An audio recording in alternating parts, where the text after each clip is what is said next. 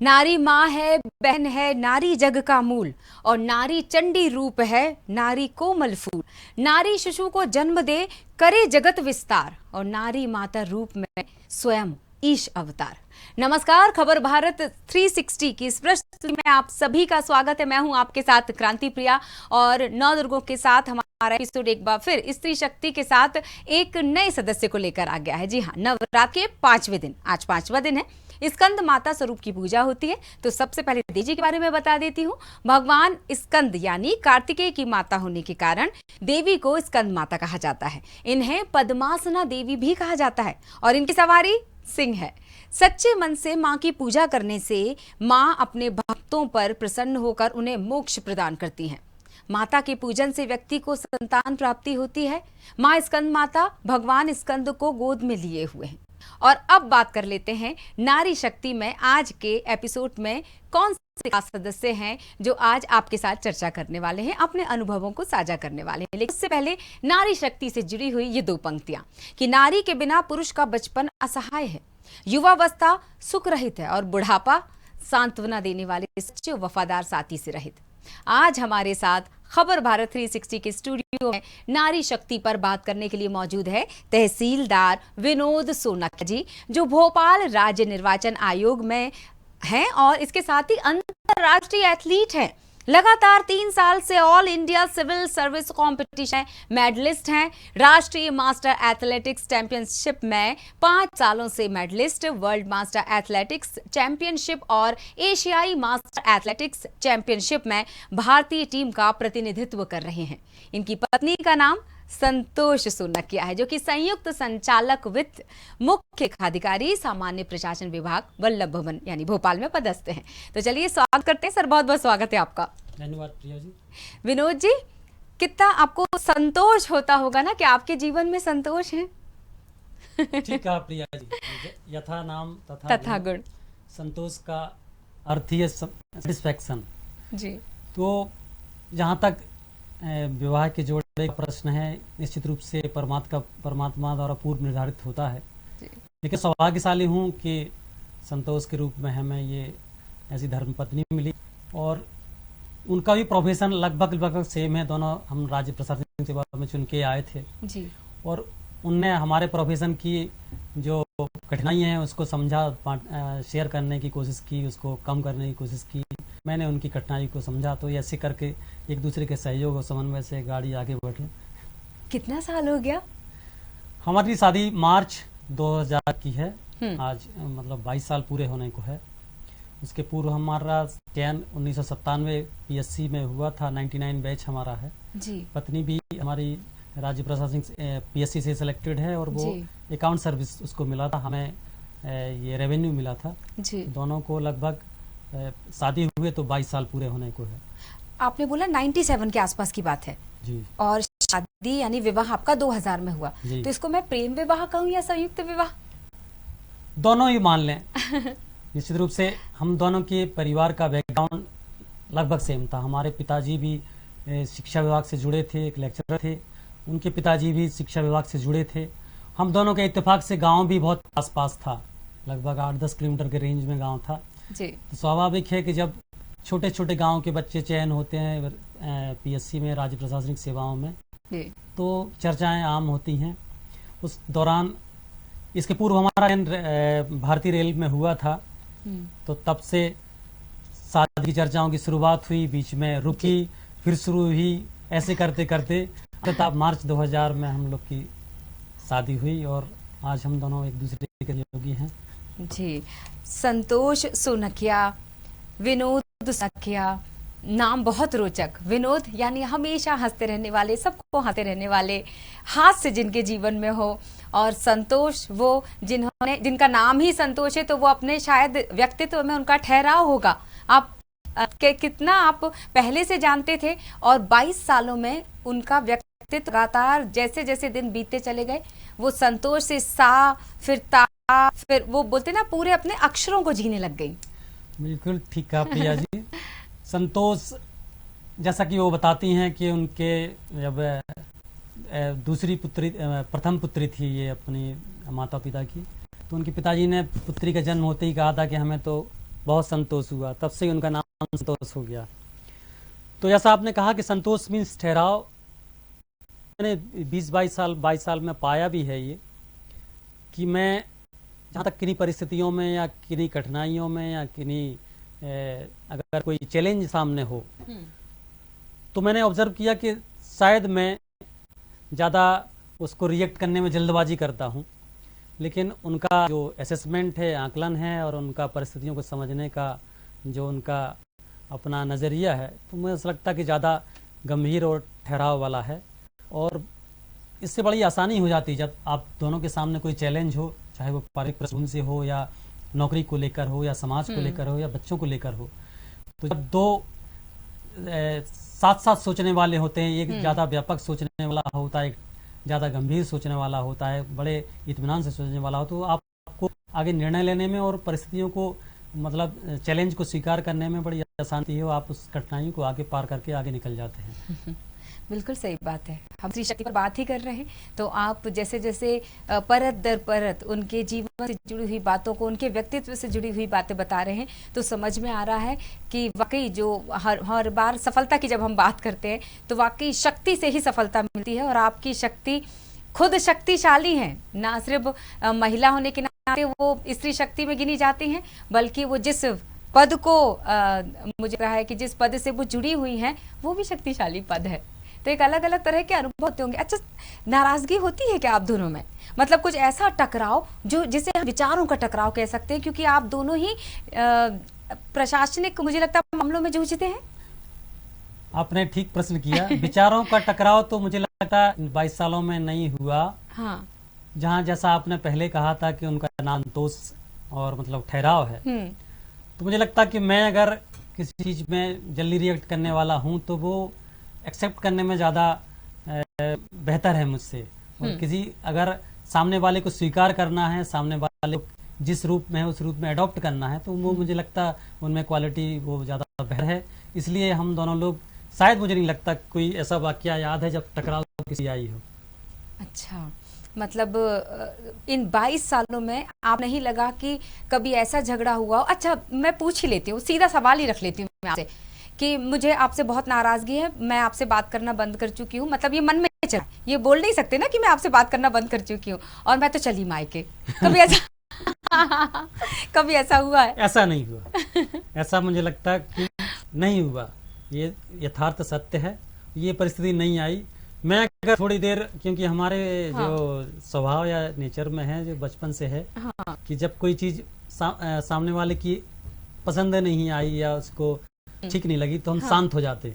सामने वाला समझ जाता है कि इनको चीज अच्छी नहीं लगी, तो उस चीज को मैनेज करने में बड़े कुशल हैं कि उनको कैसे हैंडल करना है, और सामने पहल करके उस चीज को सॉर्ट आउट करते हैं। तो मुझे लगता है कि वो ऐसे कभी नौबत नहीं आई कि बैग उठाया और मैंने कहा मैं तो चल गई। ट्रेन की टिकट करा ली मैंने खुद से। मैं आपको बताऊं कि उनका जब से हम लोग की शादी हुई तो मुझे लगता कि घर, अपने घर में ठहरना भी मुझे लगता 2 दिन कंटिन्यू नहीं हुआ होगा इस दौरान।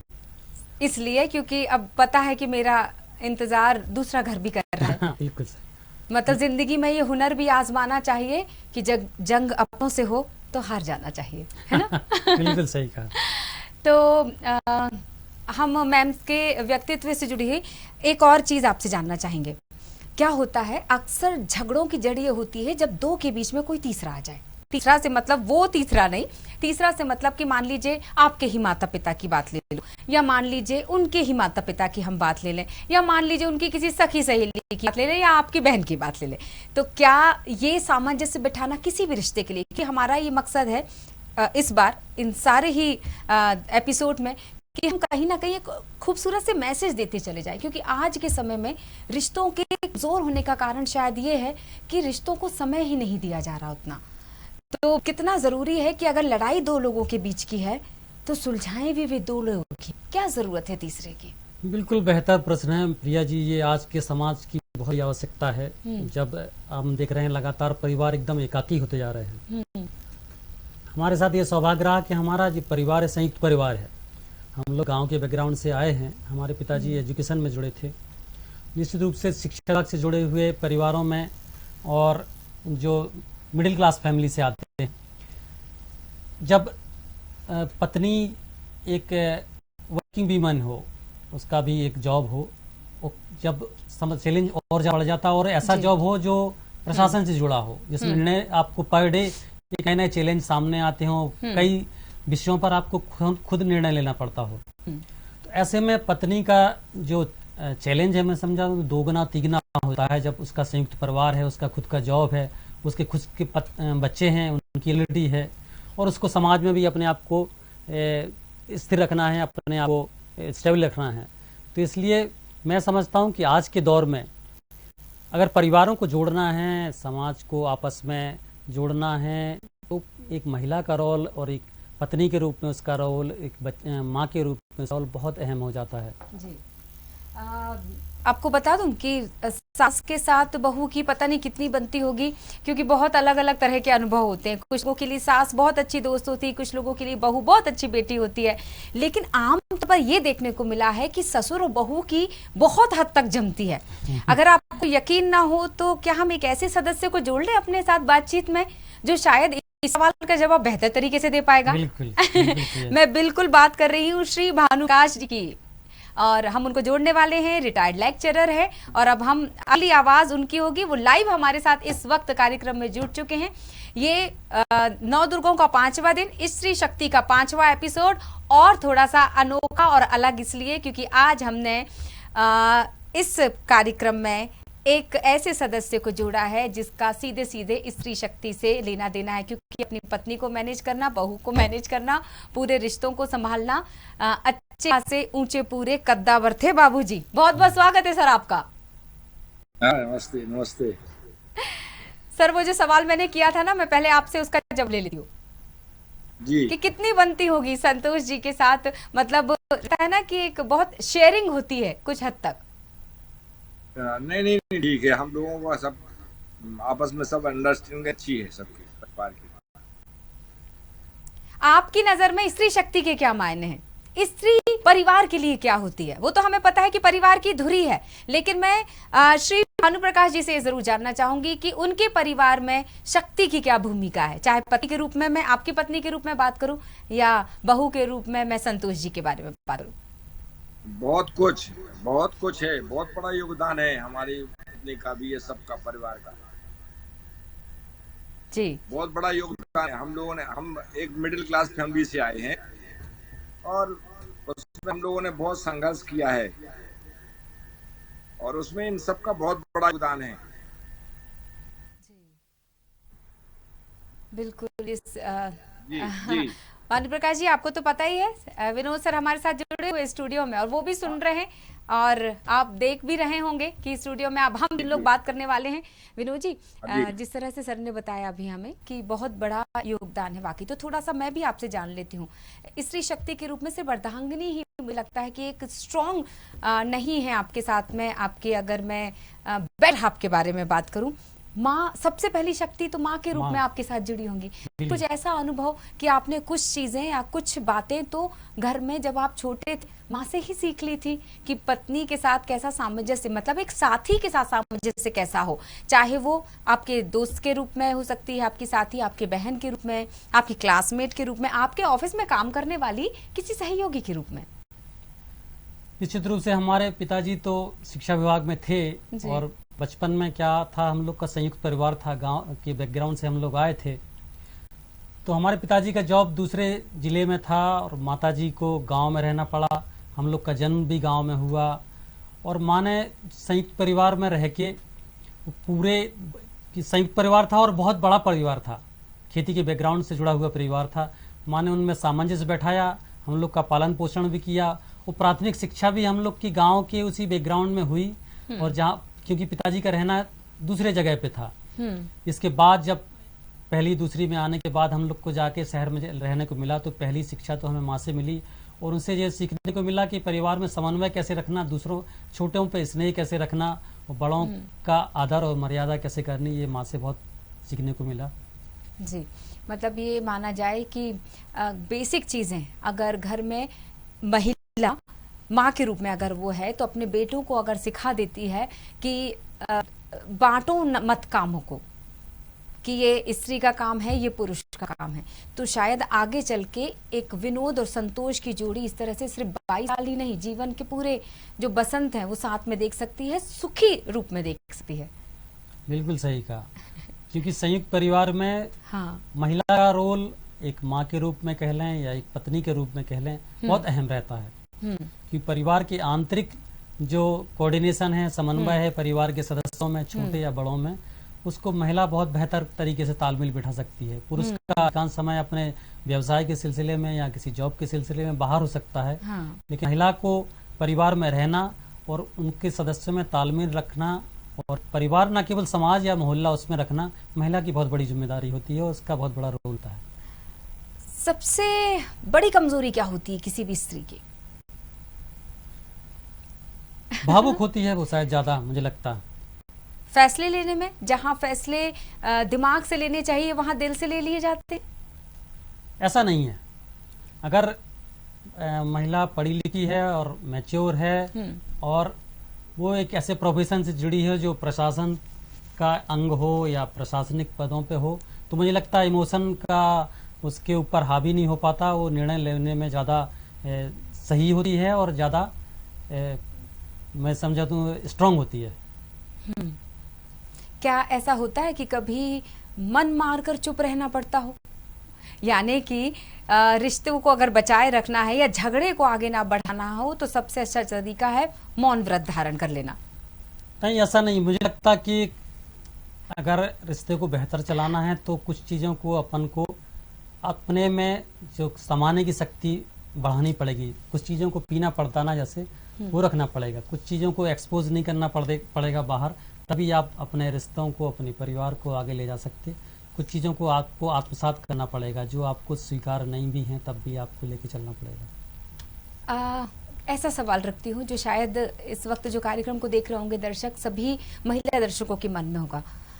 एक परिवार से उठकर दूसरे परिवार में जाना, वो जहाँ जन्म दिया गया, जहाँ पले बढ़े, मैं अपने अनुभव से भी बता देती हूँ क्योंकि मैं बतौर महिला इस सवाल को अच्छी तरह से समझ भी रही हूँ और जवाब आपसे लेना चाहती हूँ। दूसरे परिवार में जाना, सामंजस्य बिठाना, फिर दूसरे सदस्यों को समझना, जहाँ आपसे आपका जन्म से कोई रिश्ता नहीं रहा, शायद जहाँ आपका कोई रिश्ता रहा ही नहीं उससे पहले, विवाह से पहले तक, तो उस सामंजस्य बैठाने में एक पुरुष की भूमिका, खास तौर से उसके पति की भूमिका बहुत महत्वपूर्ण हो जाती है। शायद उस वक्त अगर तालमेल सही तरीके से बैठा लिया जाए तो आगे की गाड़ी और आगे का जो सफर है बहुत आसान हो जाता है। बिल्कुल सही कहा। मैं हमेशा ये सोचता हूँ कि एक महिला का चैलेंज कितना बड़ा है कि एक परिवार जहाँ उसके खुद के माता पिता जिनने उनको जन्म दिया वो हैं, उसके भाई हैं, उसके चाचा हैं और उसके अन्य परिवार के सदस्य हैं, एक उस परिवार के माहौल को एडॉप्ट करने के बाद, स्वीकार करने के बाद जस्ट इंस्टेंट उसे बोल दिया जाता है जब उसकी कहीं दूसरी जगह विवाह या निश्चित होता है, दूसरे परिवार के परिवेश में जाना, दूसरे के माता पिता को अपने माता पिता मानना, दूसरे के भाइयों को अपना भाई मानना, दूसरे की बहनों को अपने बहन जैसा स्नेह देना, ये बहुत बड़ा चैलेंज है। और आगे का जो रोल है, दूसरे परिवार, जिस परिवार में महिला पहुंच रही है, उस परिवार का जो आगे का विकास है, आगे का उसका समन्वय है, आगे का उसके परिवार के सदस्यों में तालमेल है, परिवार की शांति है, बहुत कुछ उस महिला के व्यक्तित्व पर, उसकी समझदारी पर, उसके क्रियाकलाप पर निर्भर करता है। तो मैं समझता हूँ महिला का रोल, वो महिला का जो क्वालिटी है, महिला की अपनी प्रतिभा है, वो कई गुना पुरुषों से बहुत आगे है, उसके जो गुण हैं उनसे कई गुना आगे है। मुझे वो खूबसूरत सी पंक्तियां याद आ रही हैं, आपने जितनी भी अभी समर्पण की जो हम बातें कर रहे हैं, जो बदलावों की हम बात कर रहे हैं, और ख़ास तौर से उस लम्हे पर ये पंक्तियाँ फिट बैठ रही जब मैंने कहा कि एक परिवार से दूसरे परिवार पर निकल कर जाना, कि जिस घर में उसके नाम की एक पट्टी तक नहीं, पूरा घर उसे संवारने में निकल जाता है, उसका पूरा जीवन बिल्कुल उस घर को संवारने में निकल जाता है। कभी कभी ऐसा होता है कि एक दूसरे को समझने में लंबा समय लग जाता है, और कभी कभी ऐसा होता है कि कुछ ही दिनों में एक दूसरे को उनके प्लस और माइनस, यानी उनको क्या पसंद है क्या नहीं पसंद है, ये जानना बहुत आसान हो जाता है कम वक्त में। शायद ये अंतर्मुखी और बहिर्मुखी इस स्वभाव के कारण भी हो सकता है। कितना समय लग गया था आप दोनों को एक दूसरे को समझने में? मुझे लगता ज़्यादा वक्त नहीं लगा। ज़्यादा वक्त नहीं लगा। अगर दो पार्टनर हैं, एक पार्टनर का एक्सेप्टेंस पावर बहुत ज़्यादा है, उसकी स्वीकार करने की शक्ति ज़्यादा है, उसका जो किसी के स्वीकार करना या उसको इग्नोर करने की शक्ति ज़्यादा है, तो मुझे लगता है एक दूसरे को समझने में ज़्यादा वक्त नहीं लगेगा। वो आपकी हर चीज़ पसंद और नापसंद को स्वीकार कर लेगा और उसको उसके अकॉर्डिंग अपने आप को ढाल लेगा। तो मुझे लगता है मुझे ज़्यादा परेशानी नहीं आई। त्याग और समर्पण जैसे शब्द सिर्फ स्त्रियों के हिस्से में क्यों आते हैं? ये बिल्कुल सही कहा आपने। जो पुरातन भारतीय परंपराएं हैं, मैं तो इसको गलत भी मानता हूं कि एक ही, जो अगर एक गाड़ी के दो पहिए हैं तो एक से अगर अपन अपेक्षा करेंगे जी। कि सारा लोड एक पहिए पर आए तो सारा जिम्मेदारी उसी पे है, तो वो गाड़ी आगे ज़्यादा नहीं बढ़ सकती। तो इन परंपराओं को, अगर ये कोई गलत परंपरा भी है तो उसको अपन लोग को इग्नोर करके दोनों को समान रूप से जिम्मेदारियां लेके, समान रूप से एक दूसरे को समझकर, समान रूप से एक दूसरे की परेशानियों में सहयोगी बनकर ही आगे बढ़ना पड़ेगा। और संयुक्त परिवार में मुझे ऐसा लगता है बहुत महत्वपूर्ण भूमिका हो जाती है माता पिता की घर में, कि बेटे बहू के बीच में सामंजस्य रहे, और कहीं पर भी अगर भनक लग जाती है कि कुछ गड़बड़ चल रहा है तो शायद माता पिता उसमें महत्वपूर्ण भूमिका निभाते हैं। आप संयुक्त परिवार में रहते हैं, एक वो जो घर से बाहर निकलकर काम करने वाली स्त्री घर पर थक हार कर आती है वापस, लेकिन उसको सीधे ही किचन की तरफ बढ़ना पड़ता है। वही पुरुष जो संयुक्त परिवार में रह रहा है वो आकर आराम से ड्राइंग रूम में बैठ सकता है।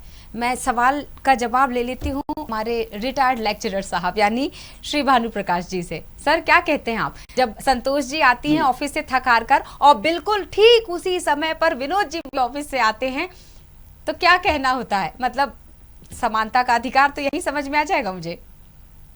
बिल्कुल सही बात है। हाँ, नहीं, बहुत समर्पण है उनमें, बहुत ज्यादा। मतलब आपको लगता है कि संतोष जी और विनोद जी कभी कोशिश नहीं बोलना चाहिए, मुझे लगता है कभी जरूरत ही नहीं पड़ी आपको बीच में ये बोलने की, अरे विनोद संतोष की जरूरतों का ध्यान रखो, तो अरे संतोष तुम्हें ध्यान रखना होगा कि विनोद को क्या पसंद है क्या नहीं। नहीं, दोनों की अंडरस्टैंडिंग बहुत अच्छी है, दोनों बहुत सुखी है, हम भी सुखी है उन दोनों को देख करके। हाँ, ये का एक बहुत बड़ा उदाहरण है, इसलिए भी मैं मान सकती हूँ और देख भी सकती हूँ ये चीजें कि संयुक्त परिवार में 22 साल तक संतोष जी ने इतना लंबा समय बिताया, और संयुक्त परिवार जो कि अब जब एकल परिवार का दौर चल रहा है, उस दौर में आज भी संयुक्त परिवार का होना ये उदाहरण है उस बात का कि वहाँ स्त्री और पुरुष बराबर हैं। क्योंकि अगर बराबरी देखनी है तो सिर्फ महिला दिवस पर बात कर नहीं बात बनेगी। क्या कहते हैं विनोद जी? ऐसे परिवारों के पास जाना होगा जहां शायद। बिल्कुल सही कहा। मैं हमारे परिवार का बैकग्राउंड था कि हमारे पिताजी सबसे बड़े हैं अपने भाइयों में। उनके पिताजी का स्वर्गवास अर्ली एज में हो गया था, तो सारी रिस्पॉन्सिबिलिटी हमारे पिताजी पे थी। उन्होंने सारे परिवार के भाइयों और उनकी पत्नियों और बच्चों और पत्नियों उन सब में ऐसा समन्वय और तालमेल रखा, बेहतर तालमेल रखा कि आज भी हम लोग एक दूसरे के सुख दुख में साथी हैं, और एक दूसरे की परेशानी पूरे परिवार की हम सबकी परेशानी बन जाती है, एक दूसरे की खुशी हम सबकी खुशी बन जाती है। और मुझे लगता कि अगर आदमी को अपना खुशी को ज़्यादा व्यापक तरीके से जीना है, खुशी के पल को, तो संयुक्त परिवार का होना बहुत ज़रूरी है। या कोई कठिनाई में अगर अपने आप को शेयर करना है, कठिनाई को कम करना है, तो संयुक्त परिवार का होना बहुत ज़रूरी है, और अच्छे मुखिया का होना बहुत ज़रूरी है। नाराज़गी की बात मैं कर चुकी हूँ। आमतौर पर ये देखने को मिलता है कि महिलाएं जो होती है अपने मन की बात थोड़ा सा दबा कर रखती हैं, इस डर से कि कहीं ऐसा ना हो परिवार को बुरा लग जाए। तो क्या ऐसा होता है कि संतोष जी भी अपनी बात को मन में रख लेती हैं, लेकिन आपको उनके मन को पढ़ना आता है? मैं समझता हूँ कि इनके व्यक्तित्व में जो स्वीकार करने की और आदत है, साथ में एक और जो आदत ऑब्जर्व की वो है क्लियर और स्पष्ट बोलने की। अगर कोई कठिनाई है, अगर कोई गलत चीज़ है, तो उसको भले ही पोलाइट वे में कहें, लेकिन उसको स्पष्ट बोलने का ये तरीका है कि वो प्रकट कर देना। ये भी अच्छा है देखिए सामने वाले का या किसी थोड़ी देर के लिए बुरा लग सकता है, लेकिन हाँ, स्पष्ट रहना बहुत ज्यादा बहुत जरूरी है। जरूरी। आप ऐसा मानते हैं? ऐसा बिल्कुल मानता हूँ, ताकि आगे का समय आपका वेस्ट नहीं जाता है, उस चीज को बार बार रिपीट होगी या अंदर आपको स्ट्राइक करेगी, तो इससे बेहतर है कि आप प्रकट कर दें। लेकिन कुछ लोग इसे मुंहफट बोलना व्यक्तित्व वाले मान लिया जाता है, तो ये कहा जाता है कि ये तो विरोध के स्वर है, तो ऐसी महिलाएं अच्छी नहीं होती। दो चीजें हो सकती हैं इसको। हाँ। आपका प्रकट करने का तरीका ज्यादा ठीक है। डिपेंड करता है कि आप हाँ। किस रूप में उसको सामने वाले को प्रकट करते हैं। अगर आप पोलाइट वे में या किसी अन्य वे में उसको ये एहसास दिला दें कि ये थोड़ा सा ठीक नहीं, तो मुझे लगता है कि वो ज्यादा इसको अपन सामने वाला भी अदरवाइज नहीं लेगा। मतलब मैं इस बात को समझ सकती हूँ, आप स्वीकार करते हैं, यानी मुझे आप बताइएगा कि जो बहुत मधुर भाषी होती स्त्री, जो बहुत चुप रहती है, बहुत मुस्कुराती रहती है, वो हमेशा अच्छी होती है, और जो चिल्लाती रहती है पूरे विभाग में, वो अच्छी नहीं होती। क्योंकि चीखने वाली महिलाएं विद्रोही मानी जाती हैं, और विद्रोही महिलाओं को विभाग स्वीकार नहीं करता, खासतौर से महिला सहकर्मी। क्या ऐसा माना जाए?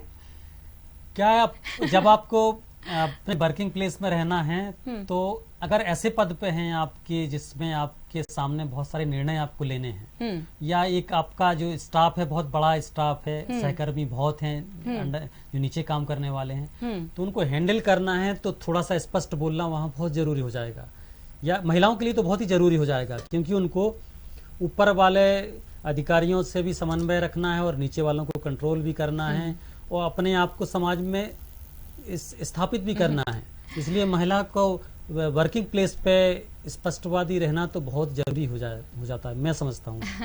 बहुत अच्छी बात कही आपने, बहुत स्पष्ट कर दिया एक्चुअली इस वक्त भी कि वो महिलाएं जो चीखती चिल्लाती हैं, जो नाराज होती है, एटलीस्ट वो महिला कार्ड नहीं खेलती, ये कहा जाए। क्योंकि महिला का सबसे जो एक आपत्ति मुझे ऐसा लगता है, आप जिस विभाग में है ना, वहां इस बात को अच्छी तरह समझ सकते होंगे कि सिर्फ महिला होने के नाते जो छूट मिल जाती है, उस छूट को लेना, ये सेल तक ही छूट अच्छी लगती है, पर विभागों में छूट का इस्तेमाल करना अच्छा नहीं।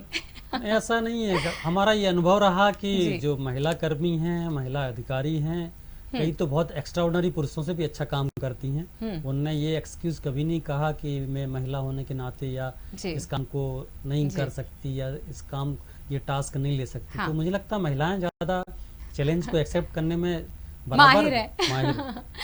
आखिरी सवाल रख लेती हूँ।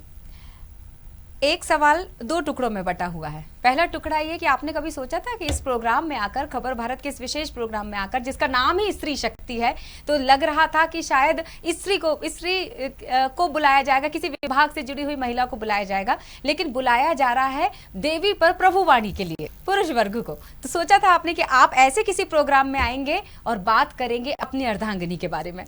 बिल्कुल नहीं सोचा था। ये आपके यहाँ से मैसेज जब पहुंचा तो मुझे थोड़ा प्रोग्राम के बारे में सुन के आश्चर्य भी लगा, और सोचा भी कि महिलाओं के बारे में बात करने के लिए महिला अधिकारी को क्यों नहीं बुलाया गया। हाँ। लेकिन ठीक भी है, आपका असेसमेंट सामने वाला ज्यादा बेहतर कर सकता है, तो आपके बारे में, आपकी पर्सनालिटी के बारे में, आपके व्यक्तित्व कृतित्व के बारे में सामने वाला ज्यादा बेहतर एसेस करके बोल सकता है। अब इस सवाल का आधा हिस्सा, दूसरा टुकड़ा, क्या आपने इससे पहले कभी संतोष जी के बारे में इतनी सारी बातें की हैं? बिल्कुल नहीं की। मेरा जो मूल स्वभाव अंतर्मुखी जैसा है, तो आपके प्रोग्राम में आने के बाद फर्स्ट टाइम में इतना विस्तार से बात हुई, और आपने जो प्रश्न किए उससे लगता है कि वो बातें निकल के बाहर आ गई। वाह, तो ये प्रोग्राम आप जरूर दिखाइएगा संतोष जी को, और इस वक्त अगर वो हमें लाइव देख रही होंगी तो समझ जाएंगी कि विनोद जी मेरे बारे में इतना कुछ सोचते हैं, जानते हैं, सचते हैं और बयां भी कर सकते हैं। ये आज इस कार्यक्रम के माध्यम से पता चल गया। तो बहुत बहुत शुक्रिया करना चाहूंगी सर, इतना समय देने के लिए, मैम के बारे में बात करने के लिए, और मैम के साथ ही तमाम स्त्री शक्ति के बारे में बात करने के लिए। एक बार दर्शकों को फिर बता देते हैं, विनोद सोनकिया जी तहसीलदार साहब हमारे साथ जुड़े हुए थे, तमाम बातें अपनी अर्धांगिनी संतोष जी और स्त्री शक्ति के बारे में कर रहे थे। तो वाकई स्पष्ट हो जाता है कि औरतें प्यार करने के लिए नहीं है, समझने के लिए नहीं। आज दुनिया का कोई भी क्षेत्र ऐसा नहीं है जहां महिलाओं ने खुद को साबित ना किया हो। महिलाओं ने अपनी प्रतिभा का लोहा हर क्षेत्र में मनवाया है और खुद को समाज में एक सशक्तिशाली शक्ति की तरह स्थापित किया है। आज पहले की तुलना में महिला आत्मनिर्भर और सक्षम है, और पुरुषों की तरह राजनीतिक, आर्थिक, सामाजिक सभी क्षेत्रों में अपनी महत्वपूर्ण भूमिका निभा रही हैं। तो इस एपिसोड में तो फिलहाल इतना ही, लेकिन जल्दी ही फिर मुलाकात करेंगे किसी नए सदस्य के साथ और बात करेंगे नारी शक्ति में। फिलहाल के लिए जय माता दी।